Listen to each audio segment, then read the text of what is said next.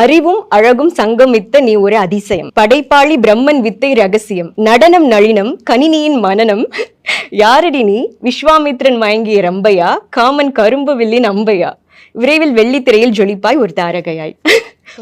பதில் வருமோ 10-11 என் கவிதையும் கடப்பாயா, பதில் தந்து என் இதயத்தில் இறங்கி நடப்பாயா. இதை எப்படி எழுதினா என்று சொல்லி தருவாயா. கார்த்திக் ராஜா அவர்களை பின்னிருக்காரே.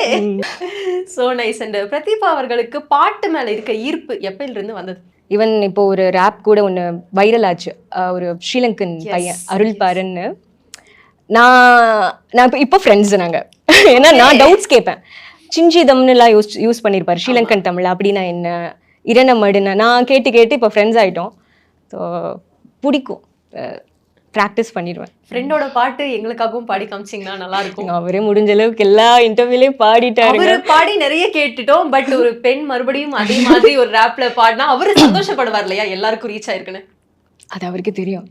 சிறியவளே சிறுமகளே கார்கொலுசுல நான் சிறையே, கார்குழலே பூமகளே முழு மெழுகுல வடிச்சவளே, சுங்கக்குடி சேலக்காரி எம் மனசுல காவல்காரி, மன்மதனை போதையில் அழ்த்துறமா எவ்விழி மகள் மந்திரக்காரி, நீர்விழி வீழ்ச்சியாய் கார்குழல் நீந்திடும் மீன் வகை உன் விரல், பாடிடும் நின் சுவை தேன்குரல் தேடியே வாடுற உன் நிழல், கதக்களியாடும் போது காட்கொலுசுகள் ஜொலிக்கும் பாரு, மலர் முகம் காணும் போது என் உயிரோ சித்தையில் ஏறுது, நடக்கிற நடக்கிற நடக்கிற நடையழகு அவளது இடையழகு, சேலைகள் மின்னிக்கிட புது ரவிக்கையும் ஒரு தனி அழகு, சிரிக்குது கண்ண கருவிழி சிவக்குது கண்ண மறுக்குழி, அழகிய அவளது முகமது மயக்கிடும் ஒரு தனி முழுமதி, கூந்தலில் சிறப்புடிச்சவன் காவிய காதலை கரம் பிடிச்சவன், ஆழ்கடல் முத்து கொளிச்சவன் கண்ணி அழகுல சிக்கி தவிச்சவன், பாரதி கம்பனம் தேடிய மான்விழி மாயங்களால் பிழை கொண்டது என் வழி, சோழ கிளியவள் அன்ன கிளியவள் மாலை பண்ணி தந்த தங்க மலர் கோடி.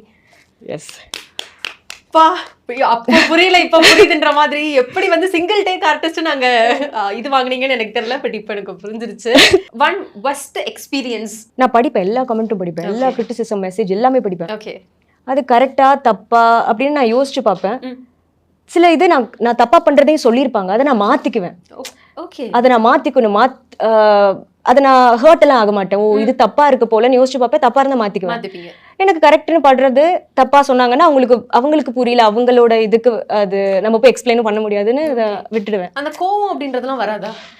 வரலங்க நிஜமாலுமே. அந்த கோவம் ஸ்டார்டிங்ல மேபி பீங் அ கேர்ள் அந்த பாடி ஷேம் பண்றது இல்ல அந்த மாதிரி காமெண்ட்ஸுக்கெல்லாம் கொஞ்சம் பயமா இருந்தது. என்னன்னா இது அப்பா அம்மாலாம் இதுக்கு பழக்கமே கிடையாது, இதெல்லாம் பார்த்து என்ன நினைப்பாங்க பாவம் அப்படிலாம் தோணும். பட் இப்போ இல்ல. இரிட்டேட்டிங்கான ஜட்ஜ்மெண்ட் ஃபார் அவுட்ஃபிட்டை வச்சு கேரக்டரை வந்து ஜட்ஜ் பண்றது அது தப்பு. ஓகே, மோஸ்ட் ஃபியர் எலிமெண்ட்னா என்ன? எப்பவுமே நான் யோசிக்கிறது என்னுடைய ஓல்ட் ஏஜ் நினைச்சு எனக்கு பயமா இருக்கும்.